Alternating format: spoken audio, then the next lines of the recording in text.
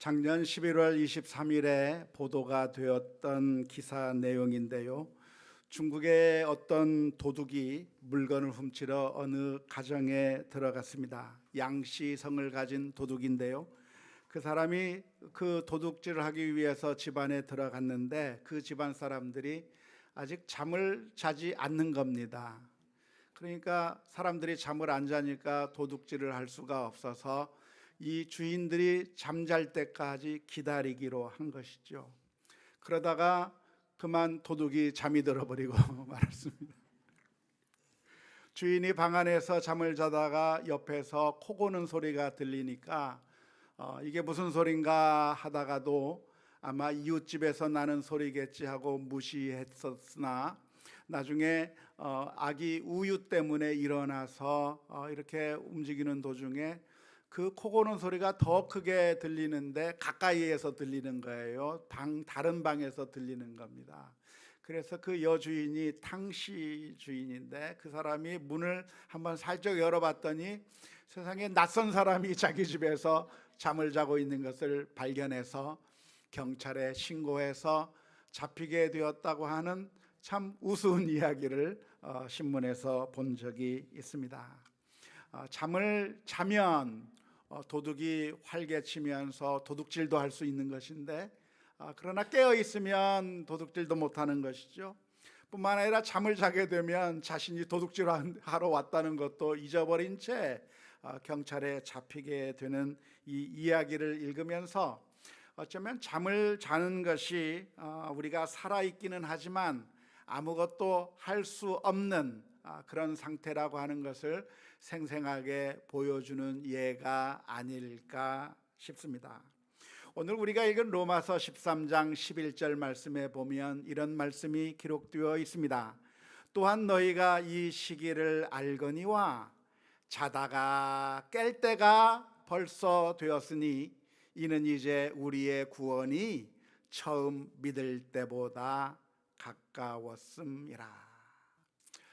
오늘 이 로마서의 말씀 가운데서 우리들을 향해서 권면해 주시는 말씀이 무엇이냐면 우리가 잠을 자다가 깨어날 때가 됐다.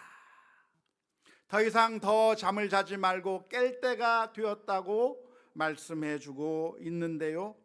여기서 잠을 자다가 깰 때가 되었다고 했을 때 이 잠이라고 하는 것은 육체적인 잠을 의미하는 것이 아니라 영적인 잠을 자는 것을 의미할 거라고 생각이 드는데요.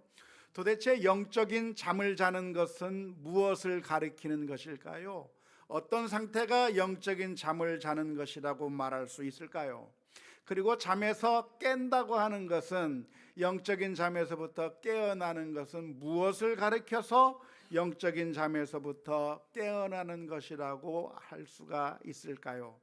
바로 그 다음 구절이 해답을 줄 수가 있다고 생각이 됩니다. 로마서 13장 12절 말씀에 보면 밤이 깊고 낮이 가까웠으니 그러므로 우리가 어둠의 일을 벗고 빛의 갑옷을 입자. 그러니까 잠을 자는 것은 어둠의 일을 하는 것을 의미하고 그 잠에서부터 깨어나는 것은 빛의 갑옷을 입는 것이라고 할 수가 있겠습니다. 그림을 한번 보면 좋겠는데요. 잠을 자고 있는 사람이 깨어나야 된다고 이야기했는데 그 말을 다시 한번 돌려서 표현하기를 어둠의 일을 벗어버리고 빛의 갑옷을 입어야 한다고 했으니까 이 잠을 잔다고 하는 것은 악한 일을 하는 것, 하나님께서 원하지 않는 삶을 사는 것, 더러운 인생을 사는 것, 하나님께서 보실 때 좋지 않은 일들을 하면서 사는 것을 가리켜서 영적인 잠을 자는 것이라고 할 수가 있겠고, 그 잠에서부터 깨어나는 것은 무엇인가? 하나님께서 원하시는 선한 일, 하나님께서 기뻐하시는 일들을 하는 것을 가리켜서 그 잠에서부터 깨어나는 것이라고 이해할 수가 있겠습니다. 우리가 악한 일을 하거나 어둠의 일을 한다고 하면 그 사람은 영적인 잠을 자는 것과 같다고 할 수가 있겠습니다. 그렇다고 한다면 그 잠에서부터 우리는 어떻게 깨어나는 것인가? 악한 일을 버리고 중단해 버리고 이제는 하나님께서 원하시는 선하고 거룩하고 의로운 삶을 사는 것이야말로 잠에서부터 깨어나는 것이라고 할 수가 있겠습니다. 특별히 오늘 읽은 로마서 13장 13절에서부터 14절 말씀에 보면 구체적으로 무엇인가에 대해서 설명해 주고 있습니다. 낮에와 같이 단정히 행하고 방탕하거나 술 취하지 말며 음란하거나 호색하지 말며 다투거나 시기하지 말고 오직 주 예수 그리스도로 옷 입고 정욕을 위하여 육신의 일을 도모하지 말라 말씀하고 있습니다. 그러니까 이 어둠의 일이라고 하는 것이 무엇인가요? 잠을 자고 있는 것이 무엇인가요? 오늘 이 로마서 13장 13절에서 14절 말씀에 기록하고 있는 것처럼 단정한 삶을 살지 않는 모든 것을 가리켜서 잠을 자는 것이다. 단정하지 못한 삶을 사는 그 모든 것을 가리켜서 그것은 어둠의 일을 하는 것이라고 할 수가 있겠는데요, 방탕한 삶을 산다든지, 방탕한 삶이 무엇입니까? 아무런 목적이 없이 사명의식 없이 그냥 되는 대로 될 대로 되라 하면서 그냥 사는 것을 흥청망청 사는 것이 방탕하는 삶이라고 할 수가 있겠죠. 술 취하는 것도 마찬가지고 음란한 삶, 호색하는 삶, 다투고 싸우는 삶, 시기하고 미워하고 질투하는 그런 모습들, 이 모든 것들이 하나님께서 금하시는 모든 일들이 다 어둠의 일이라고 할 수가 있겠습니다. 오늘 여기에 기록된 것 가운데 하나라도 우리가 지금 행하고 있는 것들이 있습니까? 그것은 괜찮은 것이 아니라 그것은 어둠의 일이고 영적인 잠에 취해 있는 것이라고 하는 것을 분명하게 기억해야 합니다. 이런 일을 하는 것은 괜찮은 것이 아니라 그것은 아주 어둠의 삶이 되는 것이죠. 따라서 오늘 우리가 이 말씀을 깊이 묵상하면서 이번 한 주간 동안 이 말씀을 깊이 되뇌이고 또 되뇌이면서 내가 혹시라도 이렇게 방탕한 삶을 살고 있지는 않은지, 하나님께서 내게 사명을 주셨는데 그 사명을 망각해 버린 채 그냥 아무런 의식 없이 목적 없이 삶을 살고 있는 것은 아닌지 우리 자신을 돌아볼 수 있기를 주님의 이름으로 축원합니다. 뿐만 아니라 우리가 술 취한 삶을 살고 있는지 우리 자신을 살펴보십시오. 술을 아예 먹지 말라고 하는 것은 아닐 것 같아요. 물론 아예 먹지 않는다고 한다면 제일 좋겠지만, 그러나 여기서 금하고 있는 것은 술에 취하지 말라고 하는 것이죠. 술 취해가지고 정말 아무것도 모른 채 자신의 의지와는 상관이 없이 그냥 방탕하게 살아가는 그런 술 취한 삶을 살고 있다고 한다면, 우리가 그렇게 술에 취하는 것을 자주 하고 있다고 한다면 오늘 이 말씀을 일주간 내내 기억하면서 내가 그러한 술 취한 삶을 끊어야 되겠다, 내가 이러한 방탕한 삶을 살지 않아야 되겠다라고 하는 그런 믿음의 결단들이 있어야 될 줄로 믿습니다. 뿐만 아니라 음란한 삶을 살고 있다고 하는 것은 무엇을 의미합니까?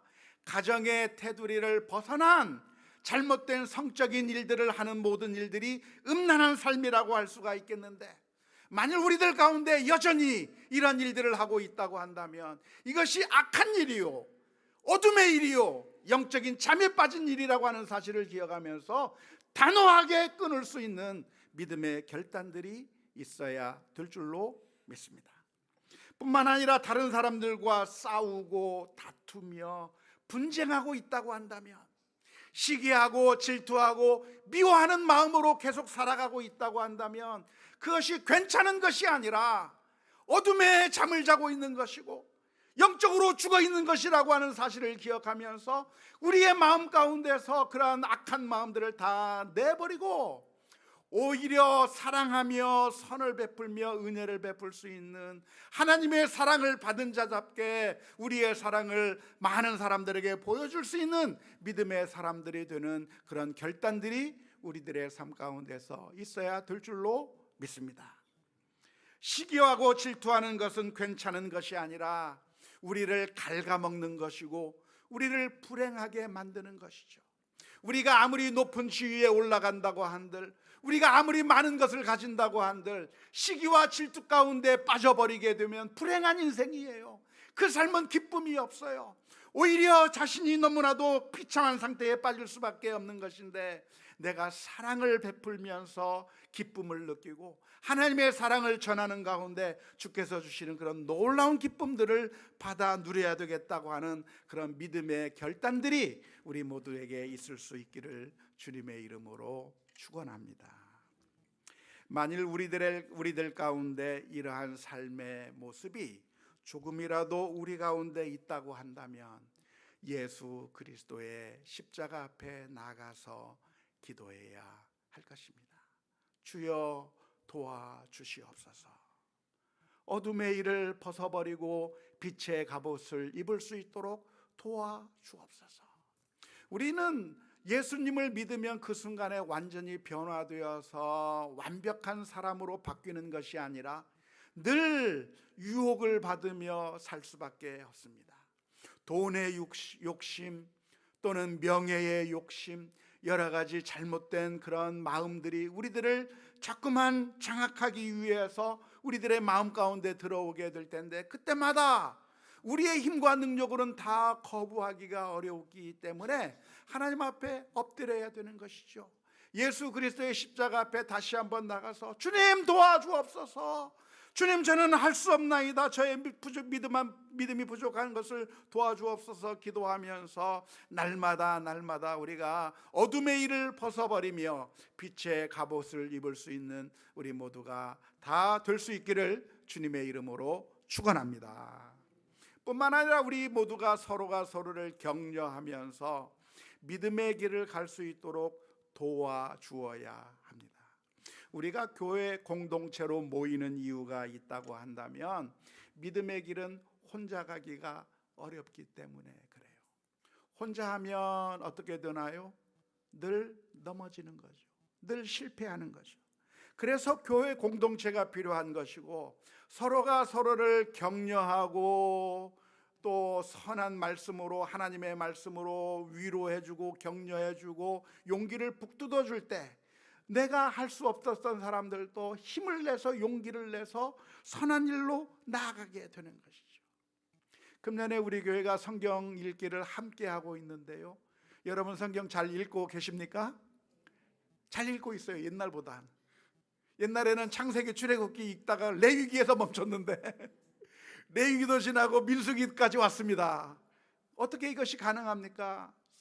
단톡방에서 서로 내가 읽었다라고 하는 것을 보면서 자극을 받고, 내가 읽었다고 하는 것을 표현할 때 다른 사람들이 자극을 받고, 읽어야지, 잊었다가도 읽어야지 하면서 함께 서로가 서로에게 힘과 위로가 되고 격려가 되면서 함께 읽어나가니까 가능한 것이죠. 기왕이면 금년 말까지 성경 말씀을 일독을 다 할 수 있는 우리 모두가 다 될 수 있기를 주님의 이름으로 축원합니다. 이번에 제가 필리핀을 다녀왔는데요, 지난주에. 다녀온 건 알고 있습니까? 네. 사진 한번 봤으면 좋겠는데, 우리 교회가 후원하는 남윤정 선교사님을 이번에 만나서 그 남윤정 선교사님이 사역하고 있는 그 필리핀 따갈로어를 쓰는 사람들의 교회를 다녀올 수가 있었습니다. 제 옆에 있는 분이 남윤정 선교사님이죠. 생긴 건 좀 그렇게 생겼는데 사역을 정말 잘하셨어요. 또 그 다음 사진을 보시면은 선교사님들 모인 곳에서 제가 그 선교사님들을 재교육하고 말씀을 가르치는 일들을 하고 돌아왔습니다. 됐습니다. 그래서 필리핀에 잘 기도해 주시는 덕분에 잘 다녀오게 되었는데, 언제 출발했냐면 지난 주일 오후 예배 마치고 인천공항에 갔어요. 그런데 인천공항까지 가는데 4시간이나 버스가 걸리는 겁니다. 그러니까 인천공항에 늦게 도착해서 지금 출국하고는 비행기를 타야 되는데 시간이 모자란 거예요. 30분밖에 남지 않았어요. 그런데 출국하는 그 사람들이 너무나도 많아가지고, 그래서 줄이 엄청나게 길어요. 그래서 가만히 기다리면서 내가 이거 제대로 비행기를 탈 수 있을까? 자신이 없어요. 아무리 기다려도 조금씩 진전하는데 탈 수가 없는 겁니다. 그래서 제 마음 가운데 좀 죄송합니다. 제가 시간이 얼마 없으니까 그런데 제가 먼저 앞으로 가면 되지 않을까요? 하면서 부탁하면서 앞으로 나가고 싶은 마음은 굴뚝 같으나 용기가 없어서 얘기를 못하고 어떡하지 하고 있는데 제 뒤에서 어떤 아주머니가 아이 둘을 데리고 오면서 저한테 그러는 거예요. 시간이 얼마 안 남았는데 제가 좀 앞으로 가면 안 될까요? 보니까 나보다 10분 뒤에 여유가 더 있는 사람이 그래요. 그런데 그분한테 가시라고 하면서 보니까 그 집에 아기 아빠가 없어요. 그래서 제가 그분 뒤를 따라갔습니다. 그 여자분이 앞에 가면서 죄송합니다. 좀 앞으로 가면 안 될까요? 시간이 얼마 안 되고. 그러면 제가 그 뒤에 따라가면서 마치 그 집 아빠인 것처럼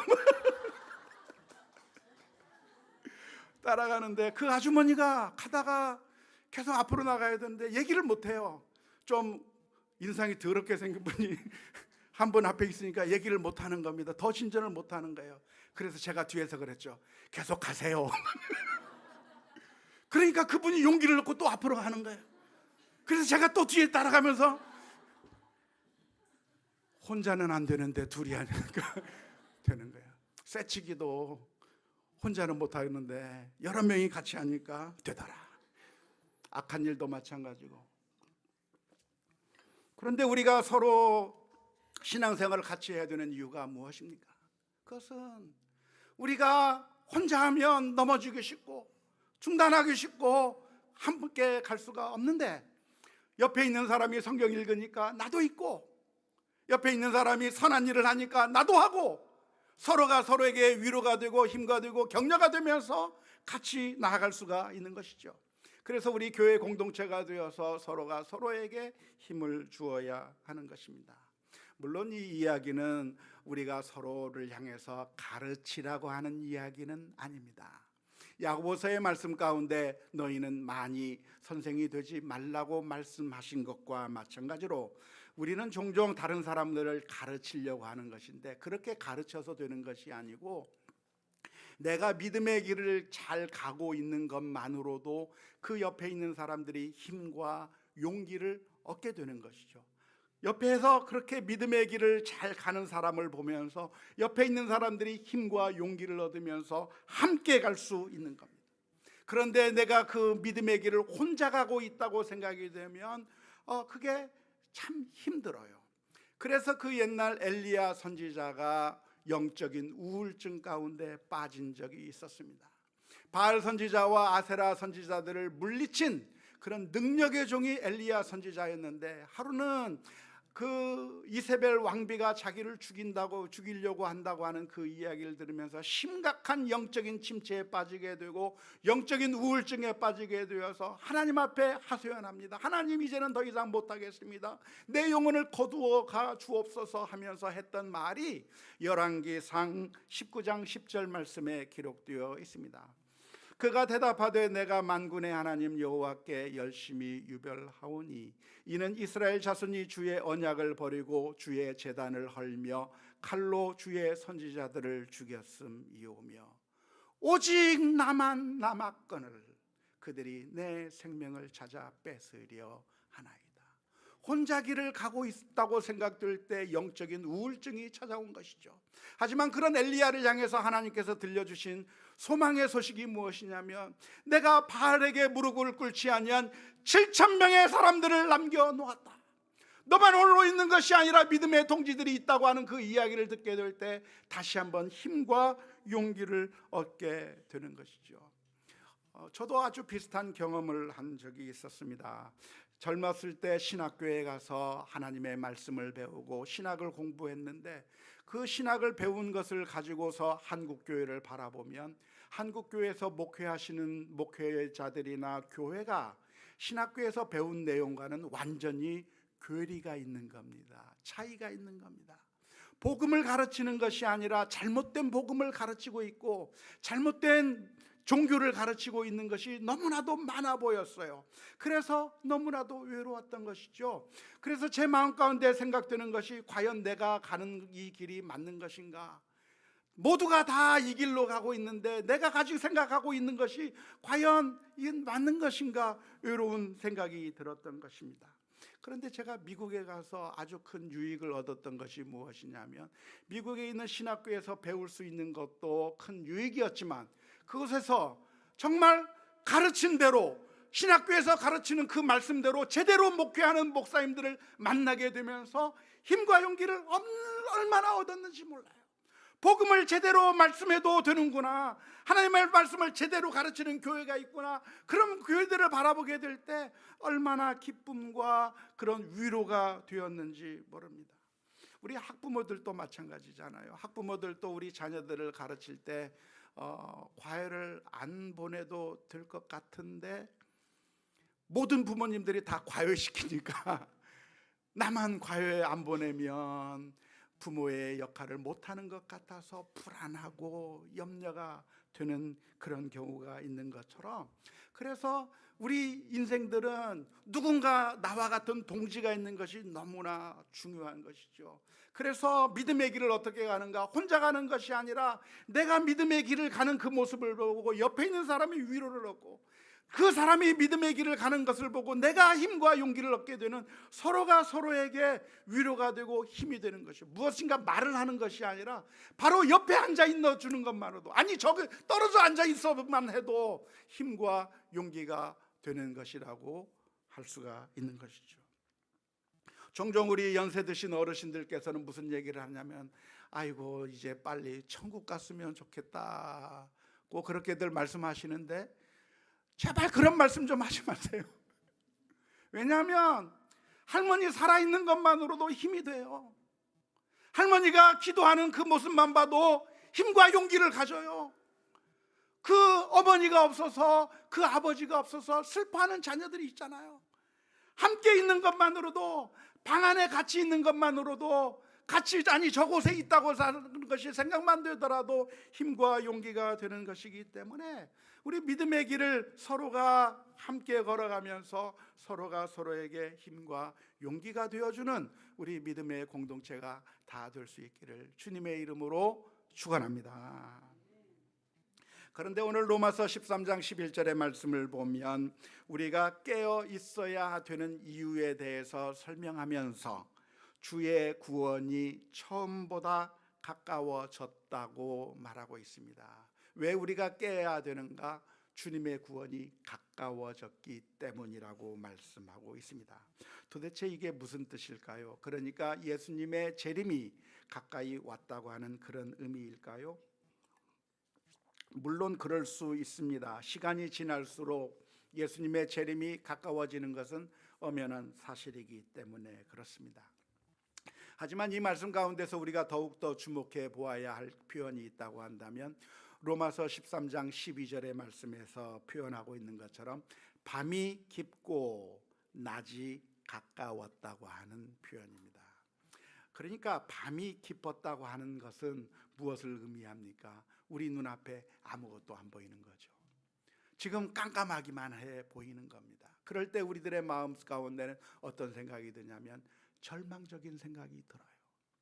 악이 판치고 있고 하나님의 역사는 나타나 보이지 않는 것처럼 보이는데 악한 사람들이 판치고 있는 그런 어둠의 일들이 계속 펼쳐지고 있을 때 우리들의 마음 가운데 절망감이 들기가 쉬운 것이죠. 하지만 오늘 로마서에서 말씀해 주고 있는 이야기가 무엇이냐면, 밤이 깊었지만 그것은 우리가 절망할 이유가 아니라 낮이 가까웠다고 하는 것을 보여주는 이야기다는 거예요. 하나님의 구원이 가까이 왔다고 하는 사실을 우리가 기억하고 그 하나님의 말씀을 기억하면서 우리가 더욱더 선을 행하며 하나님의 말씀에 순종하는 삶을 살아야 된다고 하는 그런 의미입니다. 특별히 악이 온 세상을 지배하고 있을 때 우리들은 정말 절망하기가 쉽습니다. 그래서 악에 투항하는 사람들도 하나씩 둘씩 생겨나게 되는 것이죠. 하지만 밤이 깊었다고 하는 것은 무엇을 의미합니까? 곧 낮이 된다는 거예요. 곧 해가 뜬다는 겁니다. 해가 빨리 뜹니까? 천천히 뜹니까? 굉장히 빨리 뜹니다.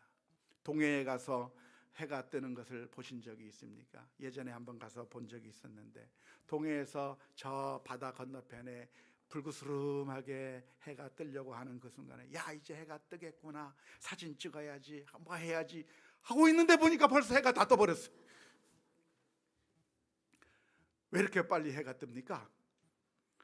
보니까 지구 자전 속도가 몇 킬로미터인가요?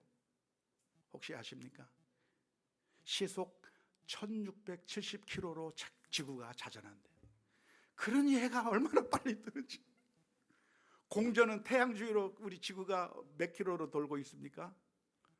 시속 11만 킬로미터로 돌고 있대요. 하나도 안 놀라우셔. 이렇게 빨리 움직이는 세상에서 잘 살고 계십니다. 아무튼 밤이 깊으면 새벽이 다가오는 것처럼, 악이 지배하는 것처럼 보이고 악한 세상처럼 보인다고 할지라도 우리가 기억해야 될 것은 하나님의 심판의 때가 가까이 오고 하나님의 구원의 때가 있다고 하는 사실을 기억하면서 우리가 악한 일을 계속하고 있을 것이 아니라, 즉 잠에 취해 있을 것이 아니라, 영적인 잠에 있을 것이 아니라 그곳에서 깨어나서 하나님께서 기뻐하시는 거룩하고 온전한 삶을 살아가는 믿음의 결단들이 우리 모두에게 있어야 될 줄로 믿습니다. 그런데 여기서 빛의 갑옷을 입으라고 표현하고 있는데, 빛의 갑옷이라고 표현하고 있는 이유가 무엇이겠습니까? 어둠의 일에 대해서는 어둠의 일이라고 표현한 반면에, 그것과 반대되는 빛의 갑옷에 대해서는 갑옷이라고 표현한 이유가 무엇일까요? 안전하기 때문에 그런 것이죠. 우리가 의를 행하는 것이 안전한 겁니다. 선을 행하는 것이 안전한 것입니다. 따라서 만일 우리가 지금까지 살아오면서 악에 머무르고 있었다고 한다면, 영적인 잠에 취해서 살아가고 있었다고 한다면, 영적인 잠을 자면서도 괜찮은가 보다, 하나님의 심판이 없네, 괜찮은가 보다 하면서 살아왔다고 한다면, 오늘 저와 여러분들이 믿음의 결단을 하고 영적으로 깨어나 하나님께서 원하시는 선하고 의롭고 거룩한 믿음의 삶을 살아가는 우리 모두가 다 될 수 있기를 주님의 이름으로 축원합니다. 깨어있는 것은 무엇을 가리키는 것입니까? 영적인 잠에서 깨어나고 하나님의 심판을 준비하는 것은 어떤 것이라고 할 수 있을까요? 보통 이단 종파나 신비주의 집단에서는 말하기를, 이제 종말이 가까이 왔으니까 여러분들이 다니던 직장 그만두고 기도원에 와서 기도하고 찬송하고 금식하고 하나님을 찬양하고 예배하는 일에만 집중하라고 그렇게 잘못 가르칩니다. 그것이 영적인 잠에서 깨어나는 삶이 결코 아닙니다. 물론 찬송하는 거야 좋겠죠, 예배하는 거야 물론 좋겠지만, 그러나 깨어있다고 하는 것은 그런 일들, 종교적인 일을 해야만 한다고 하는 것이, 그것이 깨어있는 것이 아닙니다. 어떻게 준비하는 것입니까? 예수님께서 말씀하시기를 노아 시대 때 사람들은 어떻게 살았는가, 홍수가 나기 전까지 어떻게 살았는가에 대해서 말씀하실 때, 그들은 먹고 마시고 시집가고 장가가다가 홍수가 올 때 모르고 망했다고 말씀해 주고 계시는데, 그 이야기는 그러니까 먹는 것도 중단해야 되고 마시는 것도 중단하고 결혼하는 것도 중단해야 된다는 것을 의미하지 않습니다. 먹고 마시고 시집가고 장가간 것은 노아의 패밀리도 역시 마찬가지였습니다. 노아의 패밀리와 이 세상 사람들과의 다른 점이 있었다고 한다면, 먹고 마시고 시집가고 장가간 것이 아니라, 그것을 하고 하지 않은 것이 아니라, 노아의 식구들은 방주를 만든 거예요. 노아의 식구가 아닌 사람들은 그냥 아무런 대비를 하지 않았다가 비가 올 때 죽게 된 것이죠. 오늘 로마서에서의 말씀 가운데서는 뭐라고 이야기합니까? 어둠의 일을 벗어버려라. 방탕한 삶을 살았다고 한다면 이제는 방탕한 삶을 중단해라. 우리가 악한 일을 했다고 한다면 이제는 악한 일을 중단해라. 술 취하는 삶을 살지 말고 이제는 단정한 삶을 살아라. 음란한 삶을 살지 말고 거룩한 삶을 살아라. 싸우고 다투고 시기하고 미워하는 삶이 아니라 사랑하고 은혜를 베푸는 삶을 살라고 얘기해 주고 있는 것인데요, 이러한 교훈이 놀랍습니다. 왜냐하면 로마서의 전체 주제가 무엇입니까? 우리가 행위로 구원받는 것이 아니라 예수 그리스도를 믿음으로 말미암아 구원을 받는다고 말하는 이 로마서에서 이 모든 것들을 버리라고 말씀하고 있는 이유가 무엇입니까? 믿음을 고백하는 것은 그냥 우리가 행동을 아무렇게나 해도 괜찮다고 하는 의미가 아니라 이제는 예수 그리스도를 마음속에 모시고, 전에는 사탄을 모시고 사탄이 시키는 대로 술 취하며 살았고, 사탄이 시키는 대로 미워하며 살았고, 사탄이 시키는 대로 악을 행하면서 살았지만 이제는 예수 그리스도를 나의 주로 모시고 주님께서 기뻐하시는 그런 삶을 살라고 하는 말씀이 바로 오늘 로마서의 말씀입니다. 마지막은 옵니다. 하루에 시작이 있었으면 하루에 끝이 있고, 일주일에 시작이 있었으면 일주일에 마지막이 있고, 한 달에 시작이 있으면 한 달에 마지막이 있고, 1년에 시작이 있으면 1년에 마지막이 있습니다. 우리가 태어나면 무슨 날도 있어요? 죽는 날도 있습니다.